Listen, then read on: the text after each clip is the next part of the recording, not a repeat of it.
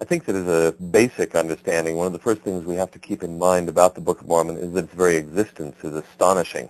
We tend to take it for granted, and yet books don't just happen. They're, as one scholar calls them, intentional acts.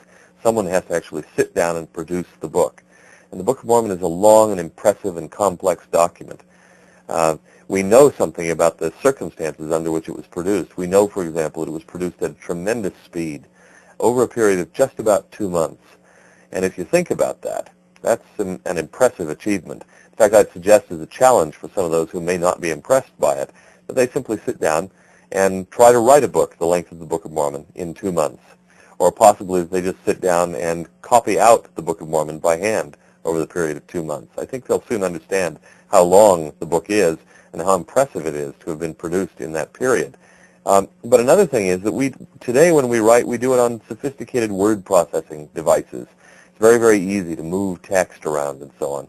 But the Book of Mormon had to be dictated, written down, and essentially unchanged. And so what we have is essentially what was produced over a period of about 2 months. And that, I submit, is something we should not take for granted. That's something very, very impressive. Another thing about the Book of Mormon that we need to keep in mind as we consider other more specific things is simply that it makes sense as plausible history. I spent a lot of time reading ancient history, medieval history, and so on. And I find the Book of Mormon to be plausible. It's not straining for effect. It's not trying to achieve some romanticism or some pseudo-oriental flavor that would impress its audience. It's a very matter-of-fact narrative of what happened, and what happened seems to be a very plausible kind of thing. The people behave the way people actually do behave. We have parallels for the behavior of Nephites and Lamanites from other historical cultures. So again, the whole thing seems right. It makes sense. There's very little in it, apart from the explicitly religious events, the miracles and the visitations and so on, that a secular historian would find at all troublesome. Another thing about it, which I've already mentioned, is the complexity of the book. If the book was produced, as we know it was, over the period of about 2 months, that complexity becomes all the more impressive. The book quotes itself. For example, Alma 36:22 quotes Lehi's words from the first chapter of 1 Nephi in verse 8. Samuel the Lamanite in Helaman 14:12 quotes Benjamin from Mosiah 3:8. Now that may not impress you, because nowadays we can easily go back on the word processor, copy and paste. But Joseph Smith couldn't do that. He didn't have time, and we know of no instance where he did go back and search through what he'd written and then bring it forward and have Oliver Cowdery insert those words. Someone would have to keep in mind passages of the text and be able to use those to insert them at relevant points later. Another point that I'd like to make is that the Book of Mormon contains a plausible and very complex geography. There's a book published a few years ago by John L. Sorensen of the Anthropology Department at Brigham Young University. And in that book, An Ancient American Setting for the Book of Mormon, Professor Sorensen analyzes the geography of the Book of Mormon. Now, what he has done is to attempt to map the Book of Mormon onto a real-world setting in Mesoamerica, essentially Guatemala and southern Mexico. And that's very impressive, and I find what he's done very, very plausible, very convincing.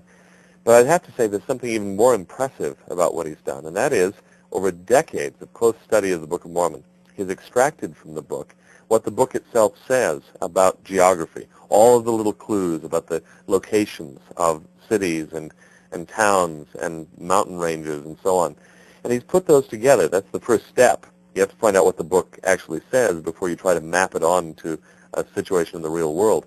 But the impressive thing to me is that the Book of Mormon has a coherent geographical system. You take all of these hundreds of geographical indicators and put them together, and they make sense. They're consistent and they're coherent. Now, if the book was produced over the course of about 2 months by a boy, it has to be remembered, who had very, very little education, who was barely literate, really, when you look at the writings that he himself produced in those early years, that becomes just dazzlingly impressive. How in the world did he do it? I know very few people who could pull something like that off. One of the best comparisons that comes to my mind is the great trilogy, The Lord of the Rings, by J.R.R. Tolkien. But Tolkien was a professor of medieval literature at Oxford and Cambridge. And Tolkien had decades to produce this book. Joseph Smith had nowhere near the education, nowhere near the sophistication, and he had nowhere near the time. And yet he produced a book so complex and so internally consistent as that. I find that impressive. The witnesses, too, shouldn't be forgotten. The more I spend time with the witnesses, the more impressed I am by them. Richard L. Anderson has written a book on the witnesses, which I recommend as one of the great classics in Book of Mormon studies.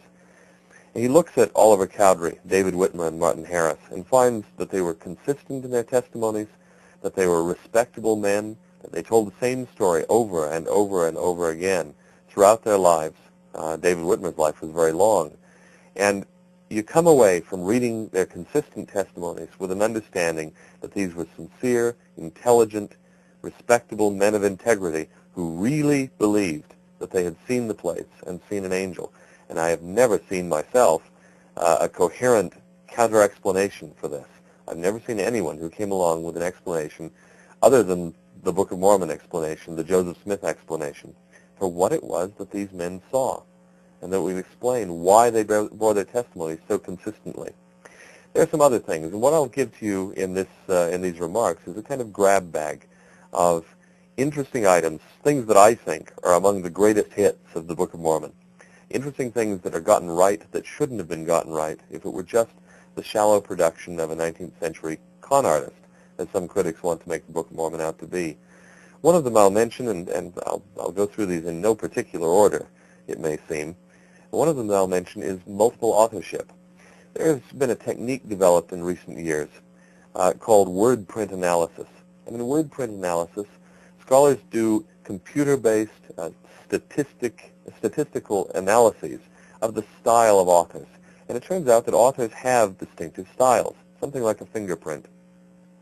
They've looked at the Book of Mormon and applied that technology to the Book of Mormon and have found that the Book of Mormon has a style which is quite distinct from that of Joseph Smith.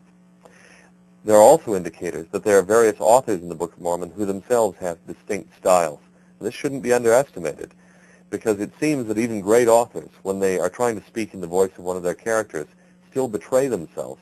That is, Tolstoy speaking to one of his characters is still Tolstoy. For Joseph Smith to have produced a book where Nephi speaks with a different voice than Moroni, or Moroni speaks with a different voice than Alma, who has a different voice than Mormon, is an astonishing achievement. And this is done, and this can be studied on the basis of hard statistical data with computer analysis. And it turns out, again, that the Book of Mormon, as we have it, is consistent with the story of its coming forth and the way it was produced. There are various little things in the Book of Mormon that are worth mentioning, just very small things. For example, you may remember the story of Nephi, who makes new arrows when he breaks his bow. If you understand that in ancient bow-making technology, it was understood that arrows had to match the bow, that they had to be weighted in a certain way, then that makes sense. It's a little detail, a throwaway fact, but something that fits the reality of the ancient world. There are other subjects, too. Seismology.